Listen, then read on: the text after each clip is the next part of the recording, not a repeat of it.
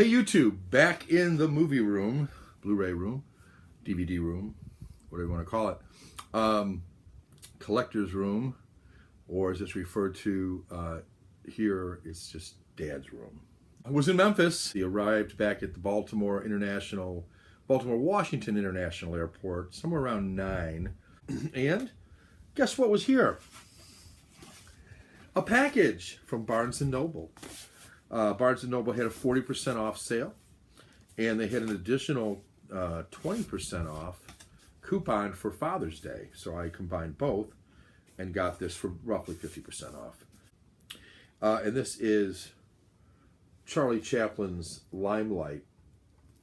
This tells a story of a former silent film star who is now aged.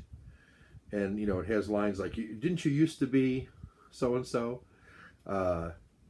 Classic stuff. You know, as brilliant of a, I don't want to say pantomime, but as a physical artist as Charlie Chaplin was in the silent films as Little Tramp, he was equally brilliant in his talkie films because he'd come out with some great lines. What it says here is Charlie Chaplin's masterful drama about the twilight of a former vaudeville star is among the writer-director's most touching films. Chaplin plays Calvero, a once-beloved musical comedy performer, now a washed-up alcoholic who lives in a small London flat. An elegant mix of the comic and the tragic, this poignant movie features Buster Keaton in an extended cameo, making the only time the two silent comedy icons appeared in a film together.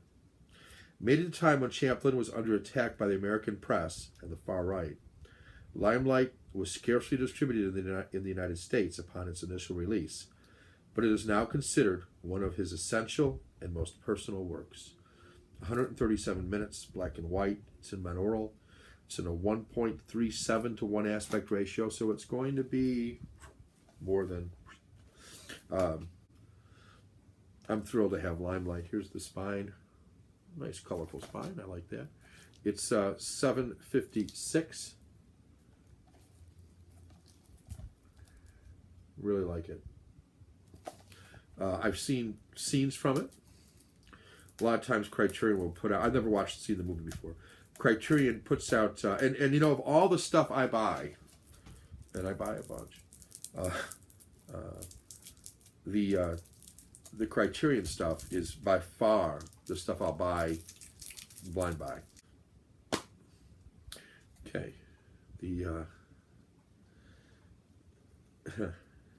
I'm smiling because of the picture in here of Calvero.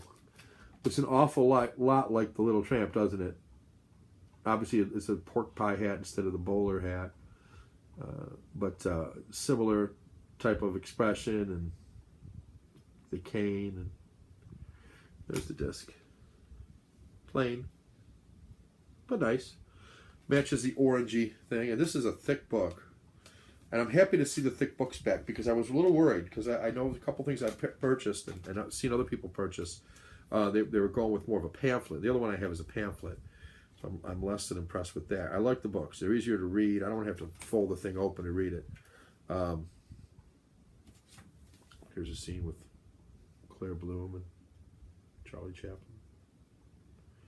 Love the way they do some of the writing here. And Buster Keaton. Sidney Chaplin's in this also. Interesting.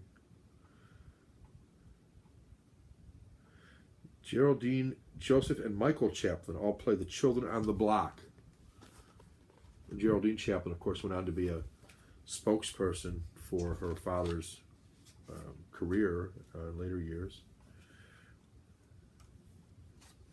The Tramp comedian, Calvero, and there he is.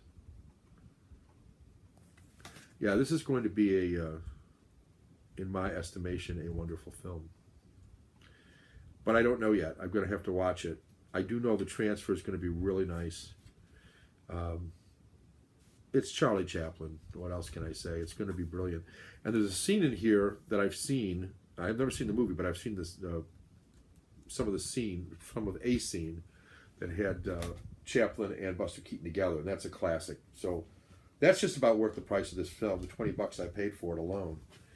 But the extras on this, and I don't know how long the extras are. I wish I could tell you a little bit more, but when I get into this more, I can do a. If anybody wants it, just let me know. If anybody wants me to do more of a in-depth, some of you have written me and said you like it when I do my in-depth reviews, rather than just tell you the plot or read the back. If I give you some more information on, how poignant it is, and so on, I'd be happy to do something on this one. All right, onward to a movie that I bought when I was in Memphis. Should we grab with this? I already opened it, so I took off the. This is another one I got for 40% off, but not the extra 20. They couldn't do that. I think it had expired or something or other. And that's okay. It was like $23, I think, total. I'm okay with that. I really wanted this one for a couple reasons. I love music related stuff.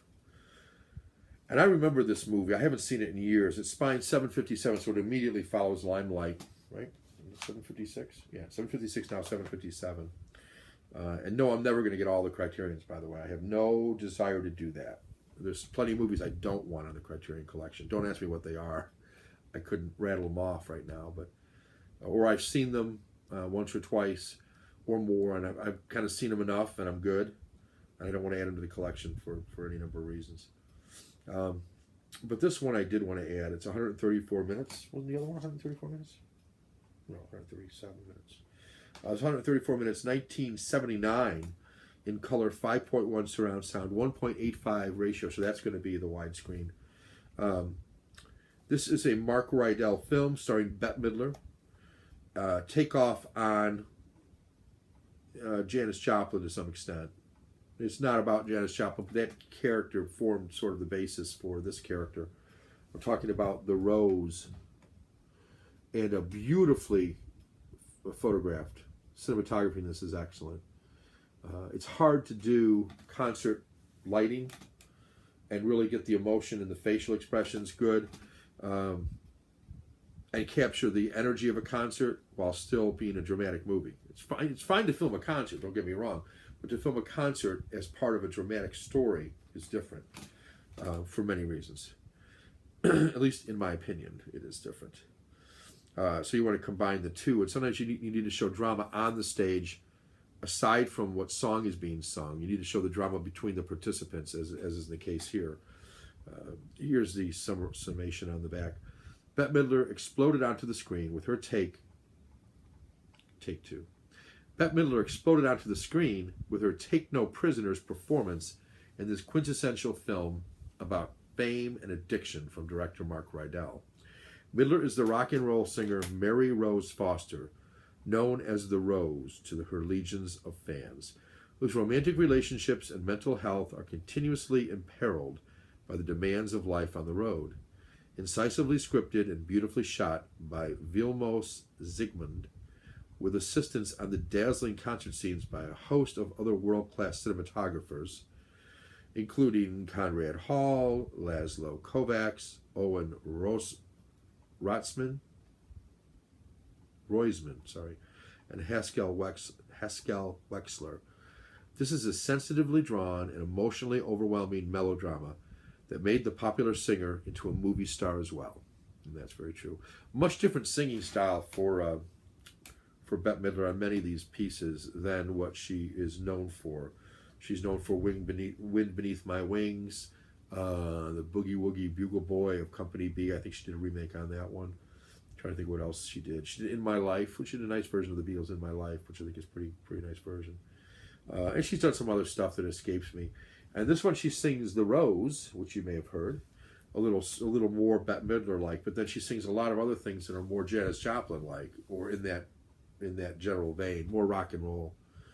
4K digital restoration on this, supervised by director of photography Vilmos Zsigmond. What do I have a problem with that? 5.1 surround DTS HD master audio soundtrack. That's really important for a concert type video. You want the music to sound good, and this will. Audio commentary featuring director Mark Rydell.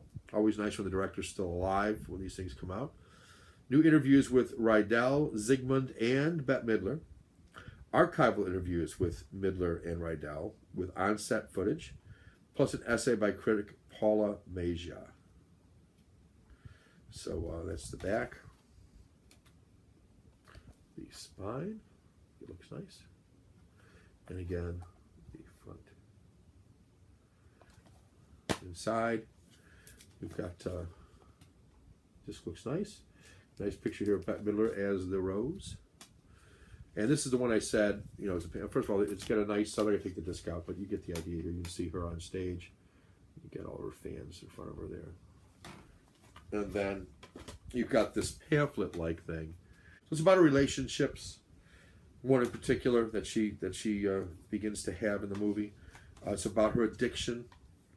It's about life on the road. It's about a woman who's struggling in a field dominated by men. She may be as unique as a Rose. It's a very powerful film. I've always liked it. It's one of these movies that if it's on, and it's not on all that much, but if it's on, I will normally watch it.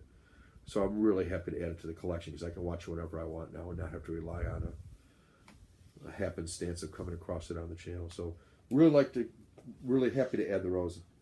And then thrilled to add Limelight because I've never seen it. And it looks like it's going to be a powerful film experience for me, and always happy to add another Charlie Chaplin.